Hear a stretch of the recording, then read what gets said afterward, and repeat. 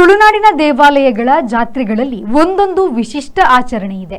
ಉಡುಪಿಯ ಕೆಂತೂರು ವಿಷ್ಣುಮೂರ್ತಿ ದೇವರ ಕಟ್ಟೆ ಪೂಜೆಯ ಸಂದರ್ಭ ವಿಶಾಲಗದ್ದೆಯಲ್ಲಿ ತೂಟೆದಾರ ಎಂಬ ವಿಶಿಷ್ಟ ಆಚರಣೆ ನಡೆಯುತ್ತದೆ. ಈ ಬಗ್ಗೆ ಒಂದು ವರದಿ ಇಲ್ಲಿದೆ. ತೆಂಗಿನ ಗರಿಯನ್ನು ಒಂದೊಂದು ಕಟ್ಟುಗಳನ್ನಾಗಿ ಮಾಡಿ ಅದಕ್ಕೆ ಬೆಂಕಿ ಕೊಟ್ಟು ಎಸೆಯುತ್ತಾರೆ. ಇದನ್ನೇ ತೂಟೆದಾರ ಎನ್ನುತ್ತಾರೆ. ಜನ ಎರಡು ಗುಂಪುಗಳಾಗಿ ವಿಂಗಡಿಸಿ ಪರಸ್ಪರ ಎಸೆಯುತ್ತಾರೆ. ದೇವರು ಕಟ್ಟೆ ಪೂಜೆಗೆ ಬಂದಾಗ ಎದುರು ಭಾಗದ ಗದ್ದೆಯಲ್ಲಿ ಈ ವಿಶಿಷ್ಟ ಆಚರಣೆ ನಡೆಯುತ್ತದೆ.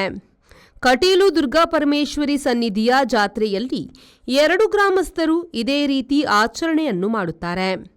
ಕತ್ತಲಲ್ಲಿ ಬೆಂಕಿಯ ಚೆಂಡುಗಳು ಗದ್ದೆಯಲ್ಲಿ ಇತ್ತಿಂದತ್ತ ಅತ್ತಿಂದಿತ್ತ ರವಾನೆಯಾಗುತ್ತದೆ.